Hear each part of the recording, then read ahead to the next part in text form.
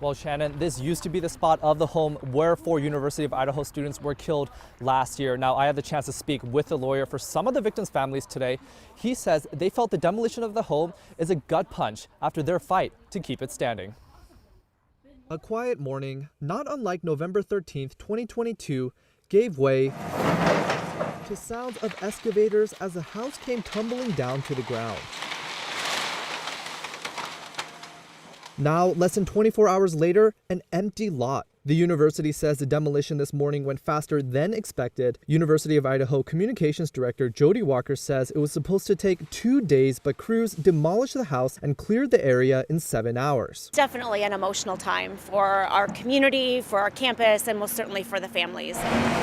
Roads have been reopened and the university does not expect any further disruption to neighbors. And more than a year after the murders of Ethan Chapin, Xana Kernodle, Maddie Mogan, and Kaylee Gonzalez, Walker says the demolition is much needed closure for the community. Our community definitely is stronger and has bonded through this, the support for each other, the care for each other. But the Gonzalez and Kernodle family have said they were against the demolition until after the trial because they believe it may still provide needed evidence. But both prosecutors and lawyers for suspect Brian Kohlberger have said they are okay with the demolition.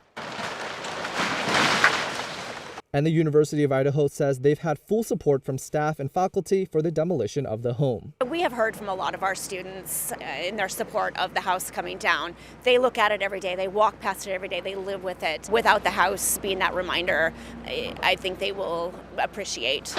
Walker says today is the next step in recovery. Seeing it come down, there's also a bit of relief in that as well.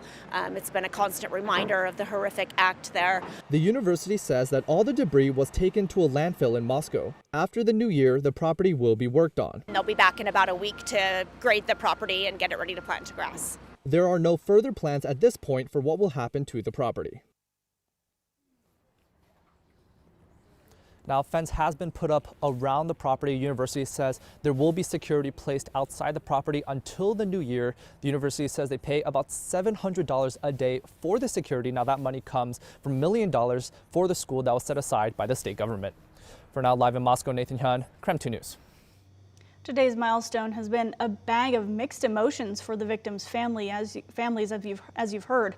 Some are in favor of the demolition, while others have been vocally against it.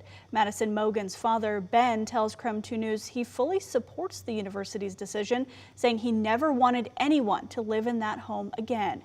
Yesterday, we also received a statement from the Gonzalez and Kernodle families. They asked the Latah County Prosecutor's Office and the university to stop the demolition. They said in part, quote, "When the victims can't speak, you have to speak for them when you feel someone is hurting the case.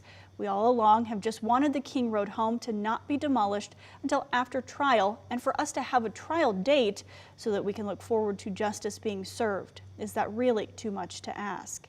The university is now working to create a permanent place for the Vandal community to grieve.